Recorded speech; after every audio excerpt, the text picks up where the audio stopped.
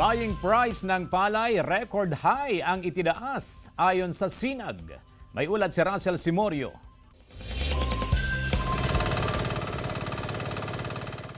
Gumamit ng water pump ang magsasakang si Mang Marlon upang maalis ang tubig sa kanyang sakahan sa barangay Alitaya, Mangaldan, Pangasinan.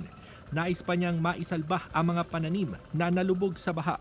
Naisalba sa amin. Kumuha ka namin ng yung makina. Binawasan namin yung tubig. Nilagay namin doon sa may mataas para mabawasan yung tubig. Sa Oktubre, inaasahang aanihin ni Mang Marlon ang kanyang tanim na palay. Tiwala siyang maabutan pa niya ang mataas na presyuhan ng palay ng mga private trader. Nung nakaraan, yung mga nagbibili, mura. Mas maganda ngayon kung tinataas para umasinso.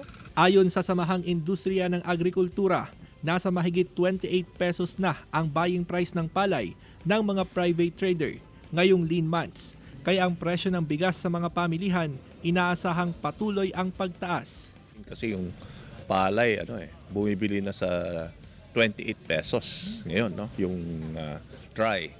So ibig sabihin nun, tataas ulit yung presyo ng bigas.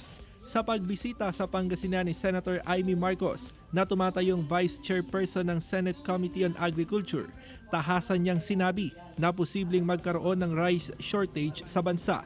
Kailangan umanong mapataas ang lokal na produksyon para hindi umasa sa importasyon ng bigas. So yung sinasabi na hindi magkakaroon ng rice shortage, nagkakamot kami lahat ng ulo kung paano mangyayari yan. Talagang magkakaroon ng shortage.